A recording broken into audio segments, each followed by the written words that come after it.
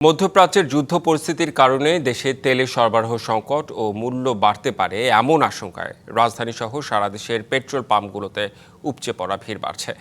গত কয়েকদিনের মতো আজও দীর্ঘ লাইনে দাঁড়িয়ে তেল নিতে দেখা গেছে যানবাহন চালকদের। কোথাও কোথাও অতিরিক্ত চাপের কারণে সাময়িকভাবে বন্ধ রয়েছে জ্বালানি তেল বিক্রি। চট্টগ্রামে মোটরসাইকেল ও প্রাইভেট কারের দীর্ঘ লাইন পাম্পের ভেতর থেকে সড়ক পর্যন্ত চলে গেছে। ৫ ষোলো শহর, অক্সিজেন, নতুন ব্রিজ ও আতুরার ডিপোসহ বিভিন্ন এলাকায় পাম্পে একই চিত্র। শরীয়তপুরের মনোহর বাজার হাজি ফিলিং স্টেশন রাত ১০টার পর থেকে জ্বালানি তেল দেওয়া বন্ধ করে দিয়েছে। গ্রাহকরা বলছেন, হঠাৎ করে তেল সরবরাহ বন্ধ করায় ভোগান্তিতে পড়েছেন তারা।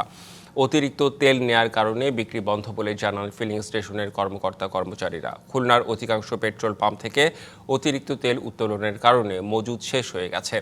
যানবাহন চালকদের দাবি, তেল মজুত করে কৃত্রিম সংকট তৈরি করা হচ্ছে। নাটোরের শতভাগ ফিলিং স্টেশন তেল বিক্রি বন্ধ রয়েছে। ওরা বলতেছে যে আমাদের কাছে তেল নাই, তো এটা একটা ভোগান্তি হচ্ছে আমাদের। আসলে আমার গাড়িতে তেল নাই, অনেকক্ষণ ধরে চালাইতে পারতেছি না, ঠেলে ঠেলে নিয়ে আসলাম। এখন দেখি পাম্পে তেল নাই, স্টিকার লাগানো। খুলনা পাম্পে কোথাও তো তেল পাওয়া যাচ্ছে না, সব জায়গায় প্রায় বন্ধ হয়ে গেছে। এই চিটাং টাউনে ওই অন্যান্য পাম্পে দিচ্ছে না তেল, ওরা তেল আছে তারপরেও দিচ্ছে না আর কি। নগদ নিয়ে এলো হার না মানা হার অফার। সর্বনিম্ন ১০,০০০ টাকা রেমিটেন্স নগদে পাঠালে থাকছে স্বর্ণের হার জেতার সুযোগ।